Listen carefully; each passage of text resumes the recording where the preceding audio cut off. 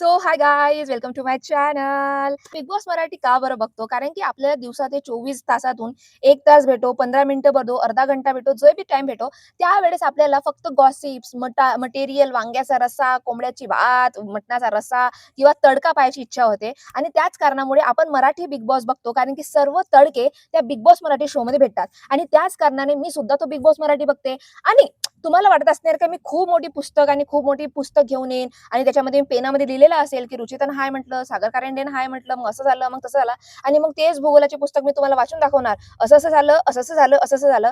तर असं काही होणार नाहीये. ह्या जेव्हा मी बिग बॉसचा रिव्ह्यू घेऊन येते, त्यामध्ये फक्त गॉसिप्स किंवा एक्झॅक्टली गोष्टी काय आहेत किंवा मुद्देशीर गोष्टी काय आहेत किंवा आजच्या एपिसोडमध्ये हायलाइटवाली गोष्ट किंवा काय आहे आणि बिहाइंड ऑफ द जो कंटेस्टंट तो खरा वागत आहे, खोटं वागत आहे, काय एक्झॅक्टली स्ट्रॅटेजी प्लॅन आहे, काय बिग बॉसचा सुद्धा प्लॅन आहे, काय बिग बॉस स्ट्रॅटेजी गेम खेळत आहे, ह्या सर्व गोष्टीवर मी खूप चांगल्या रीतीने कॅप्चर करून तुमच्या समोर प्रस्तुत करते. तर चला सुरू करूया. जशीच एपिसोडची सुरुवात झाली ना, त्यांचे ते छान-छान निळ्या रंगाचे ड्रेस, छान-छान पांढऱ्या रंगाचे ते टी-शर्ट आपले आणि जे लहानपण असते ना, प्राथमिक शाळा असतात, जे महाराष्ट्राच्या प्राथमिक शाळेमधून शिकलेले असतील किंवा ग्रामीण शाळेमधून किंवा महाराष्ट्राचे जे असतात ना, आपले प्रॉपर सरकारी शाळा, त्यामधून शिकलेले जे लोकं असतील ना, त्यांना खरंच मी सांगते, लहानपणीचे दिवस आठवले असतील. कारण की आता ना, नवीन जे शाळा निघाल्या आहेत, त्यांचे ड्रेस कोड खूप वेगळे असतात, वेगवेगळे कलर वगैरे असतात. परंतु प्रॉपर ते माझ्या वेळेस होते. निळ्या रंगाचे मस्त ड्रेस, पांढऱ्या रंगाचे त्यांनी कपडे घातलं. खरंच सांगतो मला माझ्या शाळेची आठवण आली. ते पूर्ण जे मेमरीज होते ना, पूर्ण फ्लॅश झाले, की लहानपण कसं वगैरे असते. आणि सागर कारंडे मला बिलकुल आवडत नाही. असं वाटते, की क्लासमधला अत्यंत अति हुशार समजणारा, गणिताचा खूप मास्तर, मतलब मी ह्या ग्रुपमध्ये बी राहीन, त्या ग्रुपमध्ये बी राहीन, मग मी ह्या ग्रुपचा बी खाईन गू, मग तिकडचा बी गू खाईन किंवा असं त्याचं चालूच असते काही ना काही खायचं वगैरे. आणि त्याला असं वाटत आहे, की ह्या जंगलातला सर्वात कंट्रोलिंग प्राणी मीच आहे. ह्या जंगलातला सर्वात हुशार प्राणी मीच आहे. बाकी हे खालचे आहे. त्याला असं वाटते असंच त्याचा पूर्ण माइंडसेट चालू असते. आणि तो मला बिलकुल आवडत नाही. लिटरली तुम्ही माझे भाऊ-बहीण असाल ना, लिटरली तुम्हाला सुद्धा तो आवडणार नाही. कारण की वी आर वाइबिंग. चला हवा येऊ द्या. त्या सीझनमध्ये म्हणा किंवा त्या शोमध्ये मी त्याची वाट बघत होती का ॲक्टिंग केव्हा करेल. कारण की तो ॲक्टर म्हणून उत्तम आहे. त्यात गोष्ट मतलब त्यात काही शंका नाही आहे. आणि ज्या प्रकारे त्यानं पावडर लावलं नसा आणि मग तिथं काळ्या रंगाची टिकली लावलं आणि मग तो लहानपणाची ॲक्टिंग केलं नो, मला खरं सांगते पूर्ण लहानपणीची आठवण आली. मतलब त्या ॲक्टिंग सागर कारंडेने जे केलं ना, असं वाटलं की यार यार आमच्या लहानपणी असंच होत होतं. असेच मेकअप करून येत होते. असं पावडर लावून येत होते. खरंच खूप छान वाटला मला, खूप छान. आणि बिग बॉसने एक सुंदर टास्क दिलं होतं, की तुम्हाला एक उत्तर दिलं जाईल आणि त्या उत्तराचे जे कोडे आहेत 5 म्हणा, 3 म्हणा, 4 म्हणा, ते इथून जायचं, पाठीवर बॉल घ्यायचा आणि इकडून आणायचं आणि जमा वगैरे करायचं आणि जो टीम जिंकेल, ते टीमला सिल्व्हर नाही, ब्राउन्झर नाही, तर गोल्डन राशन वगैरे भेटेल आणि खूप चांगला टास्क होता. खूप सिंपल टास्क होता. अनुश्री, विशाल ह्या सर्वांचा एक वेगळा ग्रुप होता. इकडे आपला राकेश वगैरे, सोनालीचा वेगळा वगैरे ग्रुप होता. आणि मला एक गोष्ट आवर्जून सांगायला लागेल, अनुश्री खूप चांगल्या रीतीने स्ट्रॅटेजी प्लॅन करते. तिला माहीत असते कुठं घालायचं किंवा जेव्हा ते भेटतात ना टोळीच्या त्या कॉर्नर वगैरेमध्ये, तेव्हा सर्वात जास्त कोणी स्ट्रॅटेजी प्लॅन करत असेल ना, तर अनुश्री स्ट्रॅटेजी प्लॅन करते. As a game player, as a strategy player, as a task player, she is perform well. मतलब ते चांगली स्ट्रॅटेजी प्लॅन करते यार, लिटरली करते.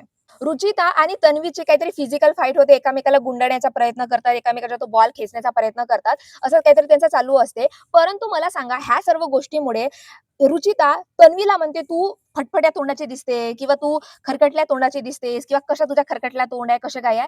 जेव्हा मी एक बिग बॉस शो बघत असते आणि मी जेवण करते तेव्हा बघते मला असं वाटतं, की छी यार! एक लिमिट असते. एक टास्क खेळता तुम्ही. तुमच्या तिथे गोंधळ, फिजिकल फाईट ते सर्व चालू होणारच आहे. ते चालणारच आहे.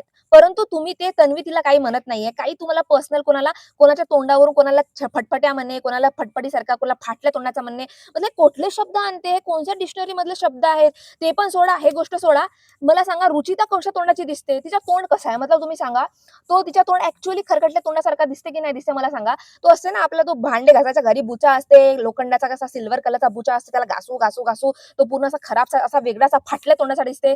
तशावानी रुचिताची शकल आहे. रुचिता पण तशीच दिसते ना. म्हणजे काय असते ना ते दुसऱ्यांना नको त्या पातळीवर, नको त्या गोष्टीवर फाटलेला तोंड, खरकटला तोंड असं वाईट गोष्टी बोलते आणि तिचं ॲक्चुअली तोंड कसं दिसते. ॲक्चुअली स्वतः काही ऐश्वर्या राय आहेस तू, स्वतः काही महाराष्ट्राची म्हणा किंवा ह्या विश्वाची राणी आहेस तू, जे दुसऱ्यांना वाईट बोलते. मग ते काय असते ना, एक गोष्टी असते, इंसान ना मतलब जो एक मनुष्य असते, ते स्वतःच्या शकलनं पहिला सुंदर दिसते आणि त्यातून सर्वात जास्त सुंदर तो तेव्हा दिसते, जेव्हा त्याची एनर्जी पॉझिटिव्ह असते, त्याची वाइब चांगली वाटते, त्याचे मनातले विचार चांगले वाटतात आणि त्याची कृती चांगली वाटते.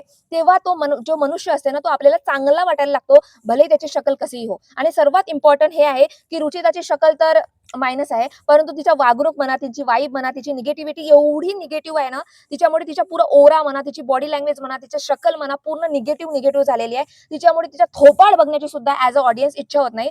आणि तुम्ही तन्वीला बघा, तन्वीला स्टार्टिंगच्या एपिसोडमध्ये एवढी भांडायची तन्वी, तन्वी वाईट-वाईट बोलायची. मतलब खूप गुस्सा, खूप राग वगैरे आणायची, खूप वाईट मतलब खूप आवाज वगैरे उच्चा करायची. असं वाटायचं नाही ऐकूसा वगैरे वाटत होता.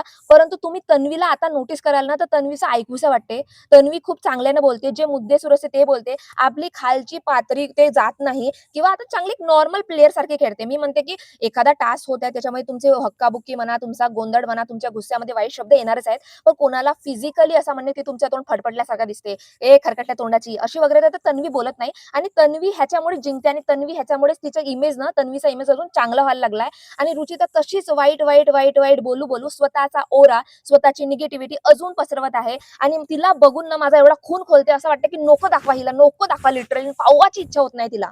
पहिला जो राउंड होता ना तो कॅन्सल झाला. कोणालाही पॉइंट भेटलेला नाही कारण की ह्यांच्या गोंधळामध्ये. जेव्हा सेकंड राउंड सुरू होता ना, हे सर्वजण जात वगैरे होते, बॉल वगैरे घेतलेला होता. एकच बॉल लागत होता आणि इथं अनुश्री, तन्वी आणि रुचिता असा गोंधळ असा मधात असेल ना दगड टाइप असे झालेले होते आणि त्यावरून सोनाली आपण चालत येत होती. तिनं जम घेतलं आणि इथूनच तिनं बॉल फेकलं आणि तो रॉंग होता. आणि मग तिकडे राकेशनं वगैरे टाकलं नाही तिकडे वगैरे अटॅच वगैरे केलं. तर रुचिता म्हणते की हे रॉंग वगैरे आहे वगैरे म्हणून. आणि रुचिता आली आणि पूर्ण त्यांचे बॉल वगैरे फेकलं. अरे हा काय आहे? तू रोडीज करून आलेली आहेस. तुला टास्कचं महत्त्व नाही माहिती आहे, की टास्क कशा वगैरे खेळतात. आय नो ते रॉंग आहे. त्यांना पॉइंट भेटणारच नाही. परंतु ते यांनी पूर्ण बरबाद वगैरे करणे, ते पुन्हादा गेली असती, चांगला खेळलं नसतं, तर सर्व झालं असता. पण ह्या रुचिताला टास्क खेळताच येत नाहीये. लोकांना वाटतं, की तिला खूप गुस्सा येते, खूप राग येते, ते पूर्ण टास्क खेळते नाही.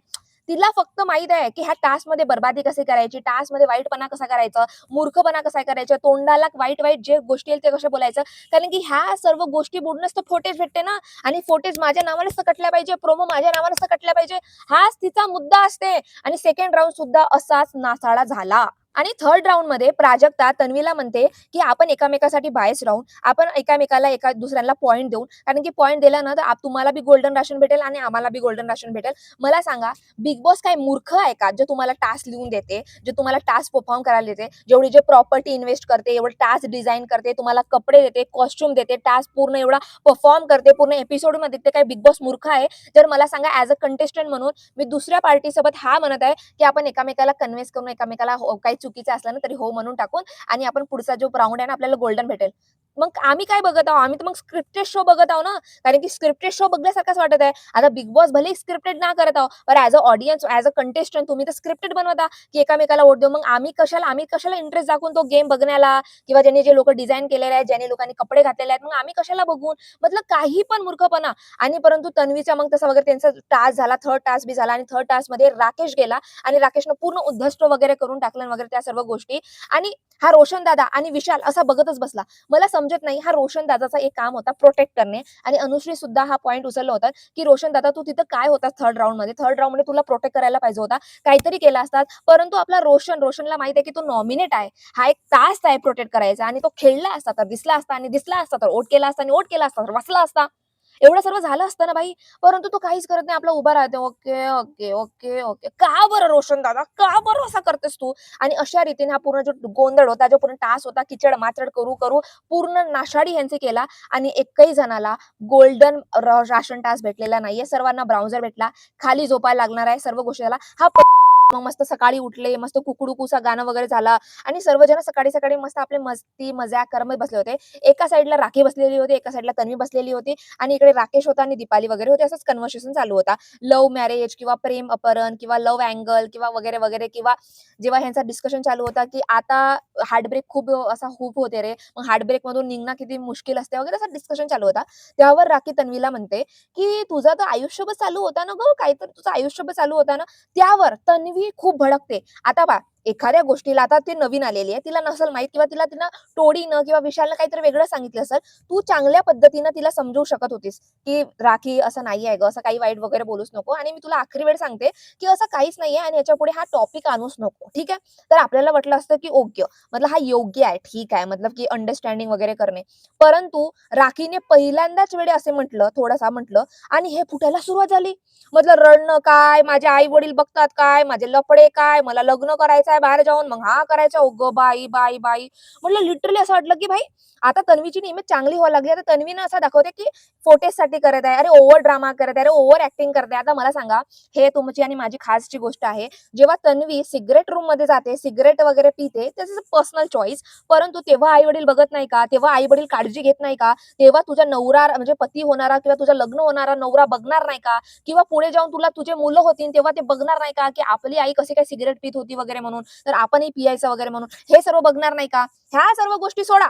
ह्या सर्व गोष्टीचा काही इम्पोर्टन्स नाहीये. परंतु आयुष्यभर नाव का बरं जोडला? आता आयुष्य नाव आला, तर ह्याच्यावर मी फुटेज कसा घेईन? ह्याच्यावर मी कसं काय टार्गेट करीन? ह्याच्यावर मी रडारडी कशी करीन? हा सर्व तिची फुटेजची प्लॅनिंग चालू होती. कारण की एखादा नॉर्मल व्यक्तीनं एखाद्या राखीला पहिल्यांदा एक वेळा समजवेल, पण ते नाही समजली तर दुसऱ्या वेळेस तंदा करेल वगैरे काहीतरी फटर करेल.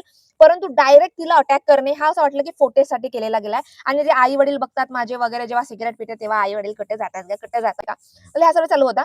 आता विशाल आला आणि विशालचा आणि रुचिताचा तिथे टोळीमध्ये जो कॉर्नर आहे तिथे कन्व्हर्सेशन झालं होतं आणि विशालनं चांगला मुद्दा उचलला. खरं सांगते, की मतलब ते रुचिताला म्हणत होता, की "तू फटफट्या तोंडाची, फाटलेल्या तोंडाची हे वगैरे म्हणूच नको गं, असं चांगलं वाटत नाही." कारण की तो टास्क होता त्या कारण की तन्वीने तुला असं काही फिजिकल म्हटलं नाही. तू कशाला म्हणते? आणि विशालचा मला हा खास करून मुद्दा आवडला. कोणाला फटफट्या तोंडाची, फाटलेल्या तोंडाची असं वगैरे म्हणणं किती मूर्खपणा वाटते. आणि हा त्यांचा डिस्कशन झाला. मग नंतर विशाल इकडे आला. जेव्हा तन्वी चिल्लावायला लागली, खूप गोंधळ झाला, तेव्हा विशालनं स्टँड घेतलं. स्टँड घेतलं म्हणजे की असं त्याच्या आयुष्यासोबत काही नव्हता. तो एक फ्रेंड वगैरे म्हणून होता. अशा काही गोष्टी वगैरे होत्या नाही. त्याने एक राखीला कारण की विशाल आणि राखीलची चांगली मैत्री असते म्हणून तिनं सांगितलं, की ह्या गोष्टीचा बहुल खूप होऊ शकते. ह्या गोष्ट सीरियस जाऊ शकते. त्यानं चांगल्या रीतीने समजावलं. आता रुचिताला कळलं, की रुचिताला भाई फुटेज घ्यायची. आता रुचिताचा मी तुम्हाला मास्टर माइंड प्लॅन सांगते. आता रुचिता आली. मग तू विशालला म्हणते, "तू माझा टास्क का बरं नाही घेतलास? माझ्यासाठी स्टँड का बरं नाही घेतलास?" जेव्हा राखी माझ्या कॅरेक्टरवर वाईट गोष्टी बोलत होती, नीच गोष्ट बोलत होती, खालची पात्रता धारण करत होती, तेव्हा तू माझ्यासाठी स्टँड का बरं नाही घेतलास? आता मला सांगा, जेव्हा राखी नीच पात्रताची जात होती, तेव्हा तू किती नीच पात्राची गेली होतीस? तेव्हा तू स्वतःचा कॅमेरामध्ये फुटेज बघितलंस का? तेव्हा तू राखीला काय नीचपणा बोललीस? काय वाईट शिव्या दिलीस? काय तू वाईट बोलतस? काय तू लोकांच्या तोंडावर ॲक्ट करतस? तेव्हा ते नीच खालची लेव्हलची पात्रता तू स्वतःची बघत का बरं नाही? आणि तू एक्स्पेक्ट करतेस, की विशालने तुझा स्टँड घ्यावा. मी तर बाई खूप खुश झाले, की विशालने तुझा स्टँड घेतलेला नाहीये. पण आता रुचिताचा मी तुम्हाला मास्टर प्लॅन सांगते. एखादा माझा फ्रेंड आहे आणि राखी मला वाईट बोलत आहे किंवा वाईट गोष्टी बोलत आहे आणि राखी आणि विशालची चांगली फ्रेंडशिप आहे. तर मी विशालला म्हणीन ना, "ए विशाल, की तू माझ्यासाठी स्टँड नाही का बरं नाही घेतला? जे गोष्ट जेव्हा घडेल, तेव्हाच मी ह्या स्टँड गोष्ट मला हे खटकेल, की माझा फ्रेंड असून विशाल माझ्यासाठी स्टँड का बरं घेत नाहीये? तर मी तेव्हा त्याला म्हणेन, की "यार तू जा त्या राखीला म्हण काहीतरी कर वगैरे हा मला वाईट वगैरे बोलत आहे." कारण की ते गोष्ट मला तेव्हाच खडकेल, जेव्हा तो माझ्यासाठी स्टँड घेत नाहीये. आता 2 वीक झाल्यानंतर, त्या गोष्टीचा पांघरून झाल्यानंतर, तर विशाल तन्वीबद्दल बोलत आहे आणि माझ्यासाठी बरं का बोलत नाहीये. हा त्याचा स्ट्रॅटेजी प्लॅन आहे किंवा ते जेलसी आहे. कारण की भाई तन्वीचा स्टँड घेतला, मग माझ्यासाठी का बरं नाही घेतलं? मतलब तन्वीसाठी सॉफ्ट कॉर्नर आहे, मग माझ्यासाठी काय करते? वगैरे. आणि तो सुद्धा मुद्दा नसेल, तर दुसरा असा मुद्दा, की जर तिला एवढा स्टँडचा फरक पडत होता, तर 2 वीक पहिलेच तिने हा मुद्दा काढायला होता, की तू स्टँड बरं का घेतला नाही? परंतु आता हा मुद्दा काढणे ह्याचा काही अर्थ आणि काही पॉइंट व्ह्यू बसत नाही आणि नको त्या गोष्टीवर मुद्दा क्रिएट करणे आणि विशालनं चांगल्या रीतीने तिला तोडीकडे जाऊन समजवलं, की मला गोदीत वगैरे घ्यायचा प्रयत्न करूच नको. माझ्याकडे चॉईसेस वगैरे देऊच नको. मी तुझ्या कंट्रोलमध्ये राहणारा, तुझ्यासाठी फुटेज घेणारा असा वगैरे नाहीये. विशालनं काय पॉइंट ऑफ व्ह्यूला मला विशाल तेवढा आवडत नाही. पण विशाल ह्या गोष्टीवर मला खरंच आवडला, की भाई असं काही आहे नाही, अशा काही गोष्टी आहेत नाही. आणि रुचिता तुला त्यानं तुझा स्टँड घेतलं नाही, तर समजून जा ना, की त्याचा सॉफ्ट कॉर्नर कोणाकडे आहे. समजून जा ना, तू तुझ्याकडे काय गेम प्लॅनिंग करत आहे. समजून जा ना, तुझा काय अँगलचा फायदा करून घेत आहे. ते बुद्धी नाहीये का तुझ्याकडे? आणि विशाल चांगल्या रीतीने तिला समजवतच होता आणि तिथून वॉकआउट करायची काही गरजच नव्हती. पण ह्याच्यावरून समजून दे, की तिला फक्त फुटेज पाहिजे किंवा तिच्यामध्ये एवढी जेलसी भरलेली आहे. कारण की तन्वीला फाटल्या तोंडाची म्हणते आणि फाटल्या तोंडीच्या मुलीला माझा विशाल, माझा गडी, माझा प्रेमळ, माझा भुडरू, माझा मुंद्रू तिच्या तोंडाला कसं काय लागू शकते आणि मला काही फुटेज देत नाहीये. एवढी जेलस आहे तन्वीपासून. एवढा तिच्यामध्ये भरलेला आहे ना जेलेसीपणा. उतू येत आहे. समजते ग किती जेलस आहेस तू. तिथून आपली वॉकआउट झाली. ते पण एक फुटेजचा प्रकार. कारण की तो चांगल्याने समजून शकत हा टॉपिक बंद झालेला असता. पण नाही, फुटेज घेऊन मग जायचं. मग डॅनिमच्या रूममध्ये रडायचं. आणि मग ते अरे हेच दीपाली कुठून काय आली बाबा? दीपालीचा काही लेना देना नाही. दीपाली रुचिताला पसंत करत नाही. ह्या दोघांचा नेहमी भांडण होते आणि दीपाली तिकडे शांत करायला गेली. मान त्याची दिवाळी म्हणलं अरे तुमच्यामध्ये भांडण होते, तुम्ही एकामेकाला शिवागाळी देता, एकामेकाला वाईट बोलता आणि मग नंतर दीपाली स्वतःच तिला नको रडूस ग, मी तुला सांगतच नको रडू. हा काय मूर्खपणा चालू आहे. फोटेजसाठी जे ती भेटला ना तिथं ते घ्यायचे प्रयत्न करतात आणि इकडे विशाल आणि अनुश्री बोलते की मला माहिती आहे ते जेलेस आहे, मला माहिती आहे त्या सर्व गोष्टी. विशाल स्वतः म्हणते जेलेस आहे वगैरे म्हणून.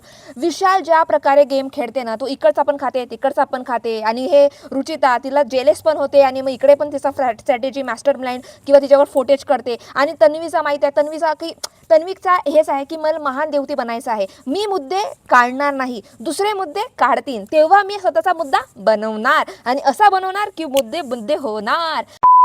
आणि ते पण सर्व गोष्ट आता सर्व ब्राउझर वगैरे तो आपला एक टास्क झालेला होता की सर्वांना सिल्वर ब्राउझर जो पण आहे राशन टास्क भेटणं मतलब राशन भेटलेलं आहे.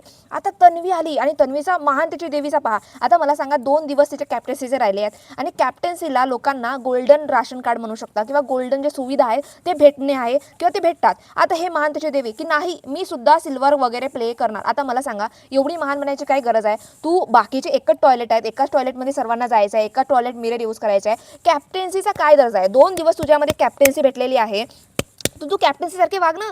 कॅप्टन्सी म्हणून तुला गोल्डन राशन कार्ड भेटलेलं आहे, तो गोल्डन खा ना, गोल्डन रूम मध्ये राहा ना, खाली कशाला झोपते. परंतु नाही, तिला लोकांना ते बहुत एवढी मॅन्युप्लेटिंग आहे ना यार तन्वी. तिला माहीत आहे की लोकांना काय संपत्ती भेटू शकते, लोक मला मॉरली कसे काय समजू शकतात, मग मी आपल्या शब्दावर राहणार, मी आता नाही का ह्यांच्यासोबत ते सिल्वर टास्क वगैरे खेळणार, मग मी पण चांगली दिसणार, मग लोकांना वाटणार की किती चांगली आहे ना, मतलब की किती चांगल्या रीतीनं गेम वगैरे खेळते, त्यांच्यासाठी आमच्यासाठी पण सिल्वर खाली झोपली वगैरे. तन्वी बाळा असं नाही होत रे बाळा.